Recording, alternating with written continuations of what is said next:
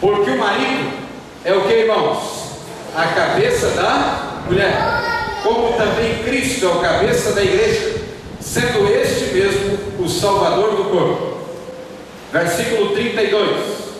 Grande é este mistério, mas eu me refiro a Cristo e à igreja. Você sabe que tem muita gente que pega este texto bíblico e diz assim: ô mulher, você tem que me obedecer aqui em casa, viu? Tá na Bíblia. Tá na Bíblia. O marido é o cabeça da mulher, então o último a dar a palavra aqui em casa sou eu. E alguns se levantam e dizem: pastor, o último que dá a palavra lá em casa sou eu. Como é que é o negócio lá, querida? Quer que eu lave a louça? Mas note que alguns dizem assim: o marido é o cabeça da mulher. Mas vamos entender um pouquinho melhor essa questão. Se o marido é o cabeça da mulher, a mulher então é o pescoço. Quem é que governa a cabeça, irmãos? É o pescoço. Não é muito romântico, né? Mas o marido diz assim, a mulher vai fazer compra e diz assim: marido, dá a carteira. Não é assim que funciona o negócio? O marido paga a conta, né? Mas realmente é uma bênção quando nós entendemos. Deus colocou o marido para ser o cabeça da mulher, para ser um companheiro e um ajudador da mulher em todos os momentos de dificuldade. Sabe por quê? Porque a mulher é dócil. Porque a mulher deveria ser amparada e protegida pelo marido. Não é essa que é a realidade que deveria ser? Mas o tempo teve que mudar, porque muitos homens não tiveram capacidade de governar a sua própria casa, não é verdade? E as mulheres tiveram que assumir o papel de dona de casa, mãe e também mantenedora da casa em muitas situações, não é verdade? Então, quando nós olhamos para essa situação, hoje em muitos casos a mulher é mais cabeça do que alguns homens por aí afora. Só que quando a Bíblia fala sobre isso, ela não está se referindo ao homem em si, mas está se referindo à igreja. Ele faz uma comparação. Assim como o marido é o cabeça da mulher, que deveria ser aquele que ajudasse a esposa, que ajudasse a governar a casa, que ajudar na educação dos filhos, assim como o homem é o cabeça da mulher, Cristo é o cabeça da sua igreja. Ele faz uma comparação. Homem, mulher, Cristo, igreja. Agora note que a Bíblia diz assim: grande é este mistério, mas eu me refiro à igreja. Em profecia, cada vez que você encontrar a palavra mulher, ela significa igreja. Ela significa igreja. Apocalipse capítulo 17 vai falar aí sobre águas. Capítulo 17, versículo 15. Falou-me ainda: as águas que viste onde a meretriz está sentada são o que, irmãos? Lê para mim. Povos, que mais? Multidões e línguas. Então, cada vez que você encontrar a palavra águas em profecia, significa povos, nações, multidões e línguas, ou seja, povos, uma infinidade aí de pessoas. Vai encontrar também em profecia dias ou um dia. Vai agora para o Antigo Testamento, o profeta Ezequiel, capítulo 4, versículo 6 e também o verso 7. A Bíblia diz assim: quando tiveres cumprido estes dias, deitar-te-ás sobre o teu lado direito, e levarás sobre ti a iniquidade da casa de Judá. 40 dias te dei, cada dia por o que, irmãos? Um ano. Voltarás, pois, o rosto para o cerco de Jerusalém, com o teu braço descoberto, e profetizarás contra ela. Então note, cada dia por um ano. Então note que nós estamos lendo dentro de um livro profético.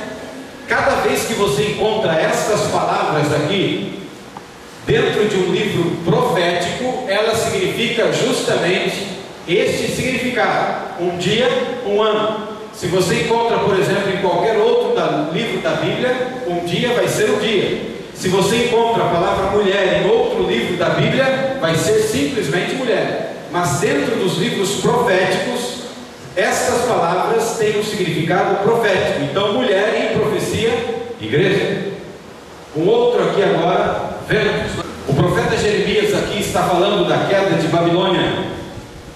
E olha que interessante a visão que ele fala da profecia. Capítulo 51, versículo 1 até o verso 3. A Bíblia diz assim: Assim diz o Senhor: eis que levantarei um vento destruidor contra a Babilônia e contra os que habitam em Leve Camai. Enviarei padejadores contra a Babilônia, que a padejarão e a despojarão a sua terra, porque virão contra ela em redor no dia da calamidade. O frecheiro arme o seu arco contra o que o faz, com o seu e contra o que presume da sua couraça. Não poupei os seus jovens, destruí de todo o seu exército. Nesta cena que o profeta Jeremias descreve, ele está descrevendo uma cena do que, irmãos? Uma cena de guerra. E toda vez que você ouve a palavra ventos, ou melhor, lê a palavra ventos em profecia, você vê a questão de guerras. Eu lembro um tempo atrás, quando os Estados Unidos estavam guerreando contra o Haiti, um bom tempo atrás, uma notícia que veio no jornal e também em todos os meios de comunicação é: um vento destruidor se levanta do norte contra eles. Não sei se vocês lembram dessa notícia, mas um vento destruidor se levanta contra aquele povo. Então toda vez que você lê em profecia a palavra ventos, ela significa guerras. Você vai encontrar em profecia também a palavra cauda. Isaías capítulo 9, versículo 15. Qual o significado da palavra cauda em profecia? Daqui a pouquinho nós vamos ler um texto. O próximo texto, na realidade, que vamos ler, vai ampliar esta ideia e o significado de cauda. O que significa a palavra cauda? Olha o que a Bíblia diz aí: o ancião, o homem de respeito é o que, irmãos? O profeta que ensina mentira é a cauda. Olha para cá. O profeta que ensina mentira é o profeta verdadeiro ou falso? Então note, toda vez que aparece a palavra cauda em profecia, ela significa falso profeta. E você vai entender agora no próximo texto que nós vamos ler. Vai lá para o último livro da Bíblia, Apocalipse, capítulo 12. Agora nós vamos ver a palavra dragão, capítulo 12, versículo 2. Lembra que nesta visão aí, nós vimos uma mulher vestida de sol, tendo a lua embaixo dos seus pés, uma coroa na sua cabeça com quantas estrelas? 12. Olha o que diz a continuação deste texto: que se achando grávida, grita com as dores de parto, sofrendo os tormentos para dar à luz. Viu-se também outro sinal no céu, e eis um dragão grande. Que cor era ele, irmãos? Quantas cabeças ele tinha? 10 chifres, e nas suas cabeças 7 diademas. Versículo 4: a sua cauda arrastava a terça parte das estrelas aonde? Os quais lançou para a terra, e o dragão se deteve em frente da mulher, que estava para dar à luz, a fim de devorar o filho quando este nascesse. Veja agora o versículo 9: e foi expulso o grande dragão, a antiga serpente, que se chama o que, irmãos? Diabo e Satanás, o sedutor de todo mundo. Sim, foi atirado para a terra, e com ele os seus anjos. Olha para cá. Note que no capítulo 12 aparece a figura de um dragão. De acordo com a Bíblia, este dragão é quem, irmãos? É ele mesmo. E note que este dragão, ele fez uso da sua cauda, e ele arrastava com a sua cauda, a Bíblia diz, a terça parte das estrelas dos céus. E ou seja, ele derrubou a terça parte do que? Dos anjos. Então note aqui, ó, dragão significa diabo. Estrelas, nós já vimos por aqui mesmo que tem um significado de anjos. Mas vamos ampliar essa ideia. O que mais significa estrelas? Indo para o livro de Daniel, no Antigo Testamento, Daniel capítulo 12, nós vamos ler aí o versículo 3. E eu pergunto a você, em cima do capítulo 12, qual é o título que aparece aí, irmãos? Em cima do capítulo 12: o tempo do fim. Ou seja, o profeta Daniel estava falando sobre o tempo do fim. Daqui a alguns dias nós vamos estudar na Bíblia e também na história quando começou o tempo do fim. Começou a partir do ano de 1844. E nós iremos estudar através da história e também pela Bíblia o que foi que aconteceu no céu e o que foi que aconteceu aqui na terra, que deu início a este período tão especial, o tempo do fim. Em uma visão do profeta Daniel, ele não entendia a visão, ele chorou, ele se desesperou, e o anjo disse assim: Daniel, sela o livro, porque este assunto é para o tempo do fim. E louvado seja Deus, porque eu e também você estamos vivendo no tempo do fim, no período final da história da raça humana. E esse livro é um livro especial que precisamos estudar e entender.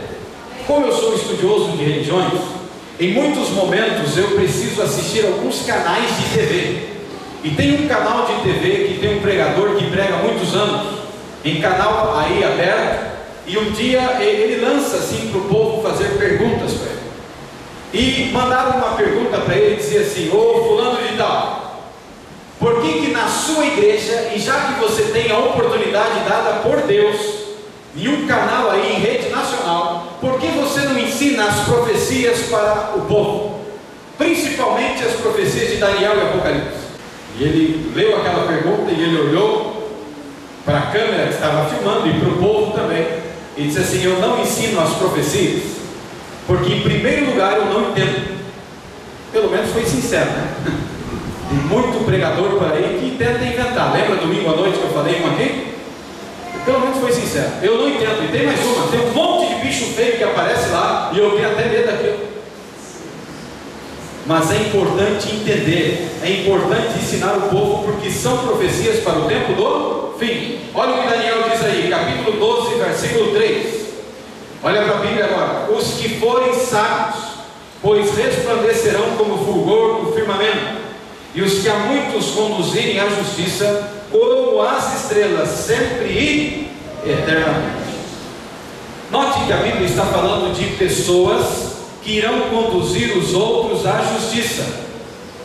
Quem é o Senhor justiça nossa, irmãos? Jesus Cristo. Então note que a Bíblia aqui está falando de mensageiros, tanto de anjos que um dia pregaram a palavra de Deus. O anjo que apareceu a Maria e disse: Maria, ele como portador de boas novas, e todos os outros mensageiros no mundo inteiro, aqueles homens e mulheres que pregam o Evangelho, aqueles homens e mulheres que conduzem os outros ao Senhor justiça nossa, são os mensageiros.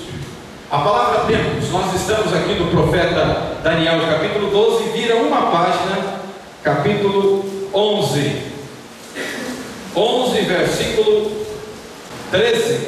Porque o rei do norte tornará e porá campo multidão maior do que a primeira, e ao cabo de tempos, isto é o que, irmãos? De anos, virá a pressa com grande exército e abundantes provisões. Note que a Bíblia diz aqui tempos, isto é o que? Anos. Todo o período em que você encontrar a palavra tempos também significa anos, assim como dias. Olha uma outra agora aqui, chifre. Lembra que na visão que tanto Daniel fala como o profeta João lá em Apocalipse, descreve animais com chifres? Lembra disso? Apocalipse capítulo 17, versículo 12, significado da palavra chifre. Esse tema assim é um pouco complicado, mas é o alicerce para entendermos os livros proféticos. A Bíblia diz assim: os 10 chifres que viste são o que, irmãos? 10 reis. 10 reis, os quais ainda não receberam o que? Reino, mas receberam autoridade como reis com a besta durante uma hora. Levanta a cabeça e olha para cá. Note que nesta visão do profeta João aparece aqui chifres na cabeça desta mulher, e esses chifres não são chifres de verdade, mas significam 10 o que? Reis. 10 reis. A Bíblia diz aqui que não receberam reino, mas tem autoridade que veio da besta. Quem tem autoridade, eu posso dizer que tem poder na sua mão, sim ou não? Sim. Quem tem autoridade tem poder. Então note, chifre em profecia significa poder, que mais? Rei ou reino. A palavra coroa, nós não vamos ler na Bíblia, mas está no livro de Apocalipse, capítulo 3, versículo 11, e a Bíblia diz assim: guarda o que tens para que ninguém roube a tua coroa. Ou seja, se você vai guardar o que tem e vai permanecer fiel ao tempo, até o tempo do fim, você é um homem vitorioso, você é uma mulher vitoriosa.